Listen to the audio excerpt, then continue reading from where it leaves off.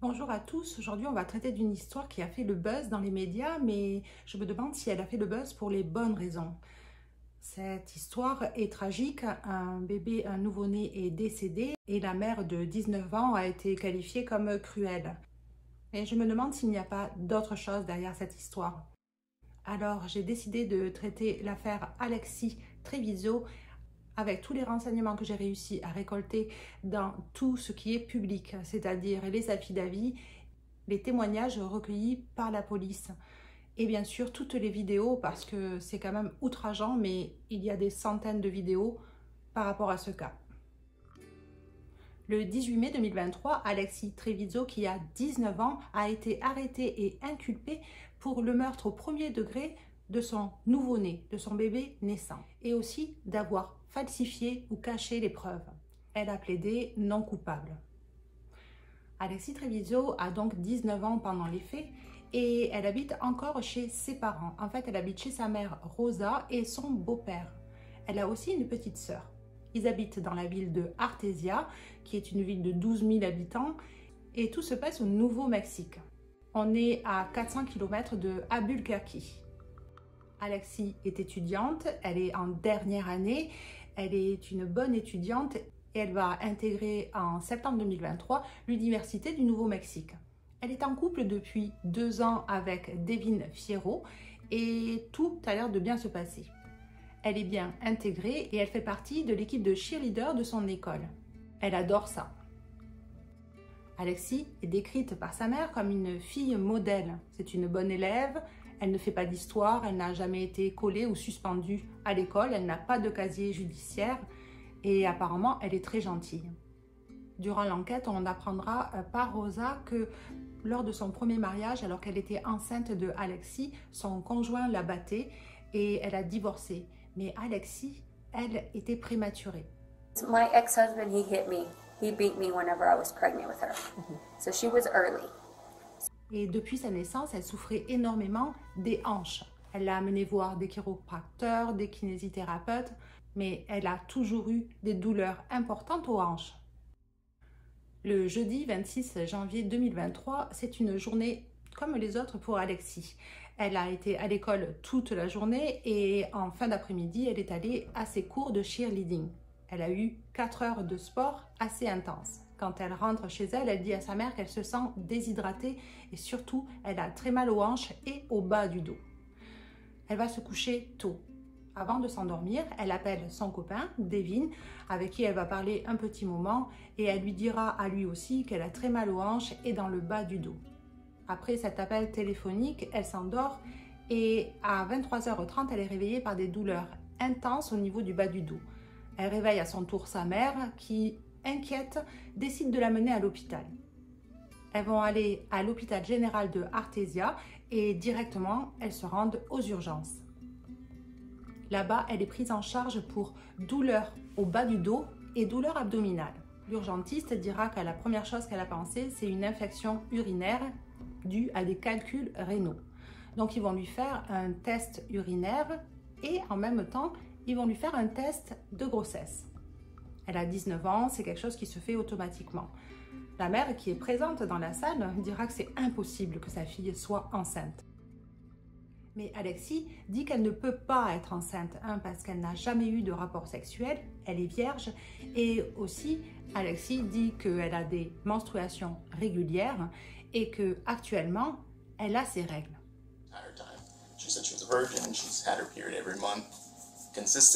Mais Alexis se plaint toujours d'une terrible douleur dans le bas du dos. Sur l'échelle de la douleur, entre 1 qui est aucune douleur et 10, une douleur atroce, elle dira qu'elle est à 10. L'infirmier, sur prescription, lui donnera du Zofran pour l'estomac, pour ne pas avoir envie de vomir, et aussi de la morphine.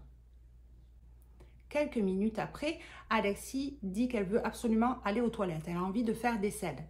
Il débranche sa perfusion et là, elle part en courant vers les toilettes. Elle se tient même un petit peu les fesses. Elle rentre dans les toilettes et s'y enferme à clé. Elle va y rester 19 minutes. Il est 1h38 du matin et elle n'en ressortira qu'à 1h57. 1 minute après que Alexis se soit enfermé dans les toilettes, sa mère viendra cogner. Il y a toujours un infirmier qui reste à côté des toilettes au cas où la patiente aurait besoin de lui. Lors de son témoignage, il dira qu'il avait peur qu'elle se fasse du mal. Il craignait aussi une complication de sa grossesse comme une fausse couche parce que, entre-temps, dans ces 19 minutes, ils vont recevoir les résultats sanguins et oui, elle est enceinte. Lors de son témoignage, il dira que quand il frappait à la porte, il lui demandait si tout allait bien. Elle répondait, elle disait oui, oui, tout va bien. Et lui, ce qu'il entendait, c'était quelqu'un qui tirait la chasse à répétition. Et il entendait aussi que Alexis utilisait en permanence le rouleau d'essuie-main électrique. Et au bout de quelques minutes, l'infirmier commence à avoir peur. Il lui dit qu'ils vont aller chercher les clés et qu'ils vont ouvrir. Au moment où les clés sont en train d'arriver, il lui dit qu'il va ouvrir la porte et à ce moment-là, Alexis sort. Elle passe devant lui et elle ne dit rien. Le médecin aussi qui est là va la suivre jusqu'à sa chambre. Et le médecin remarque qu'au sol, il y a des gouttes de sang qui suivent Alexis. Alors que le docteur est dans la chambre avec Alexis et qu'elle commence à lui faire un examen gynécologique, l'infirmier lui est rentré dans la salle de bain et il a découvert l'horreur, du sang à terre et du sang sur les murs. Il commence à chercher au cas où il y ait des débris et il ne trouve rien. Il sort et il fait appel à l'agent d'entretien. Lila, la personne qui a fait le ménage dans les toilettes, dira lors de son témoignage que de tout nettoyer, ça lui a pris à peu près 10 minutes. À la fin, elle décide de vider la poubelle. Quand elle sort le sac poubelle, elle voit au fond un bébé. Un bébé enfermé dans un sac poubelle transparent. Elle appelle aussitôt le personnel médical. À ce moment-là, le médecin, l'urgentiste, est en train d'examiner Alexis. Et elle découvre que son col est complètement dilaté, qu'elle est prête à accoucher en fait. Mais il n'y a rien et il n'y a pas de placenta. L'infirmier l'appelle. Elle apprend donc à ce moment qu'ils viennent de trouver un bébé. Elle donne comme directive de mettre le bébé dans la salle de trauma 2 pour voir si elle peut le réanimer.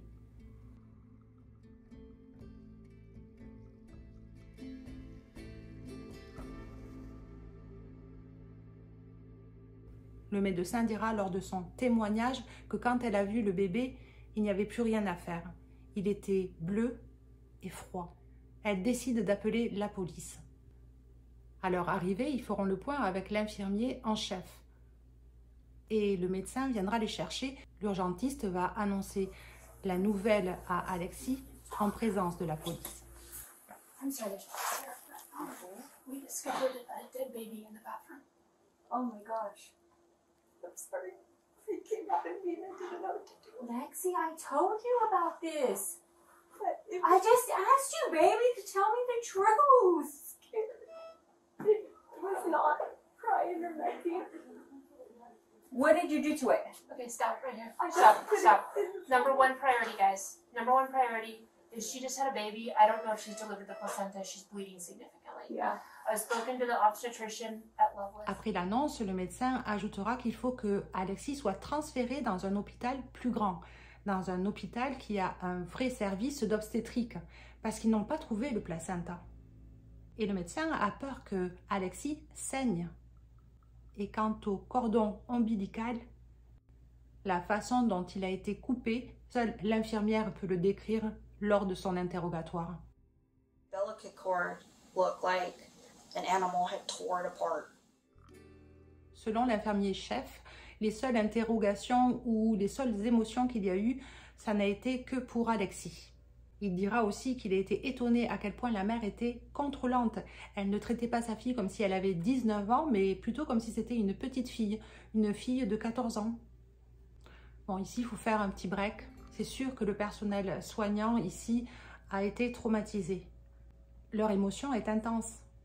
L'impression de ne pas avoir maîtrisé la situation ou de ne pas avoir compris ce qui s'est passé est très frustrant pour eux. Ils n'ont pu aider personne. Et comme dit l'infirmier acheté, Alexis ne leur a pas donné la chance de pouvoir sauver ce bébé. She gave me no chance to save that baby. I had no chance. And that's not what I do. My job is to save lives. and I had no chance on that baby. Une question que je me pose aussi et je n'ai pas trouvé de réponse, c'est quand a-t-elle perdu les os? Et où a-t-elle perdu les os? Alors que Alexis est examinée et ensuite préparée pour s'envoler en hélicoptère vers l'hôpital de Lovelace, un policier se rend dans la salle d'attente où il y a la famille. Dans cette salle d'attente, il y a la mère donc de Alexis, Rosa, le beau-père, et il y a aussi le petit ami, Devin Fierro, avec sa mère. Lors de cet interrogatoire informel, le policier demandera au jeune Devin s'il pense être le père. Il approuvera d'un signe de tête et les deux mamans se mettront à rire. Mais je pense que c'est nerveux tout ça en fait. Mais le pauvre Devin, lui, doit être sous le choc. Il dira qu'il n'avait aucune idée de la grossesse d'Alexis. L'autopsie du nouveau-né montre qu'il y a de l'air dans les poumons et dans l'estomac. La conclusion est que ce bébé était vivant à sa naissance et qu'il est décédé dû à un manque d'oxygène. Le 18 mai 2023, Alexis est arrêtée chez elle. Sa mère fera barrage pendant un petit moment, mais elle n'aura aucune autorité. Alexis est majeure et elle sera embarquée au poste. Quelques jours après, il y aura une caution, donc elle pourra sortir. Elle assistera à son bal de fin d'année et recevra son diplôme. Malgré tout, Alexis est accusée de meurtre au premier degré. Elle encourt la prison à vie. Pour l'État, Alexis a menti pendant 9 mois et a essayé de cacher les preuves en le mettant dans un sac plastique dans la poubelle. Elle savait qu'elle tuait son bébé en faisant ça. Et pour eux, Alexis est un monstre égoïste qui ne voulait pas que sa vie d'étudiante de 19 ans change. C'est sûr que vu froidement par un système de justice, les faits semblent clairs. L'acte en soi est atroce et il faut punir l'ogresse qui a tué son bébé. Alexis a pris un avocat. Pour lui, pour Jay Mitchell, Alexis n'est pas coupable. Elle est innocente. En premier, il attaque le personnel soignant et l'hôpital de Artesia. Pour eux, ils n'ont pas bien fait leur travail. Ils n'ont pas pris en charge Alexis alors qu'elle était en train d'accoucher dans l'hôpital. What some people might call malpractice that took place. Il remet aussi en question l'autopsie, car il y a eu des médicaments qui ont été injectés, notamment de la morphine, et il pense que ça a pu jouer sur les conditions physiques du bébé. Cela a pu ralentir son cœur au point de le tuer ou même l'empêcher de pleurer. Mais surtout, il avance sa plus grosse carte, qui est le diagnostic de déni de grossesse. C'est une pathologie mentale qui n'est pas bien reconnue, mais pourtant qui est connue. Elle est étudiée depuis 1985 en psychiatrie. Alors je vais faire un petit point sur le déni de grossesse, parce que c'est quand même une pathologie qui est rare, certes, mais qui arrive. Donc il y a deux sortes de déni de grossesse. Le premier, que l'on appelle le déni partiel, arrive aux femmes enceintes quand elles apprennent leur grossesse après la fin du premier trimestre. Et après, il y a le déni complet. Et ça, c'est quand la femme enceinte s'aperçoit qu'elle est enceinte au moment où elle accouche, pas avant. Et il y a des statistiques.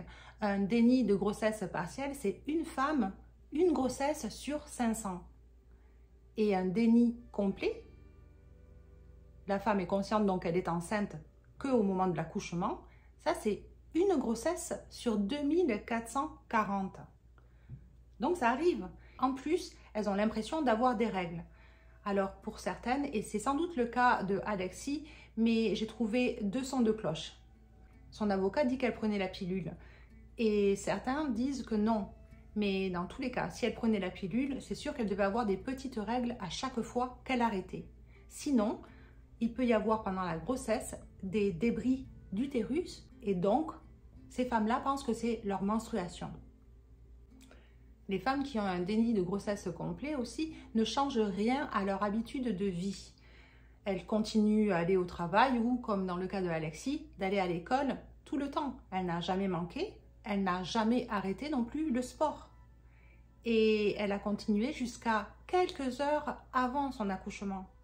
Elles ont aussi en commun le fait de prendre très peu de poids, un maximum de 2 à 3 kilos, voire même de perdre du poids. Alexis dira qu'elle a pris 2-3 kilos. Et puis la femme enceinte, elle a un ventre arrondi. Mais pas chez les femmes qui ont un déni de grossesse. Tout simplement parce que dans une grossesse normale, l'utérus penche vers l'avant et permet donc au bébé de se développer et de grandir. Quand il y a un déni de grossesse, l'utérus penche vers l'arrière et le bébé va se développer mais collé à la colonne vertébrale. Et l'utérus tient grâce à la contraction permanente des muscles de la ceinture abdominale. Et donc elles n'ont pas un ventre arrondi, elles ont une silhouette spécifique. Les femmes qui ont vécu un déni de grossesse disent que souvent elles pensent qu'elles vont avoir des selles, mais surtout qu'il y avait une douleur tellement intense qu'elles pensaient qu'elles allaient mourir. Elles ne comprenaient pas d'où venait cette douleur. Quand le bébé sort, elles pensent alors qu'elles font un délire, qu'elles hallucinent. Et c'est très important parce qu'on peut noter que ces femmes-là n'ont aucun lien avec ce bébé. Elles n'ont rien préparé psychologiquement. Elles n'ont pas eu 9 mois pour commencer à aimer cet enfant ou pour créer un lien mère-enfant. Et je pense que c'est ce qui peut expliquer le manque d'émotion d'Alexis lorsqu'elle parle du bébé ou même quand elle dit ça ou ce truc. En anglais, c'est it or nothing. Asked her why was the baby in the trash can. And what did she say? She said that it just came out of her and she didn't know what to do.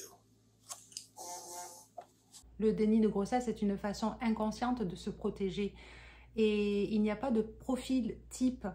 Et pour les spécialistes, les raisons de développer un déni de grossesse, c'est une aversion pour la personne avec qui il y a eu le rapport sexuel. Alors ça peut être dû à un trauma comme une agression sexuelle. Mais il y a d'autres raisons aussi. Il y a l'environnement dans lequel vit la personne.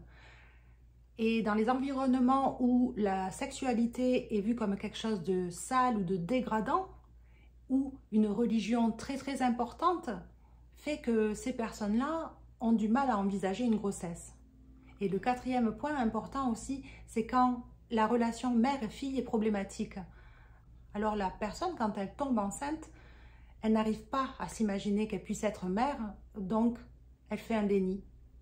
Inconsciemment, elle oublie qu'elle est enceinte.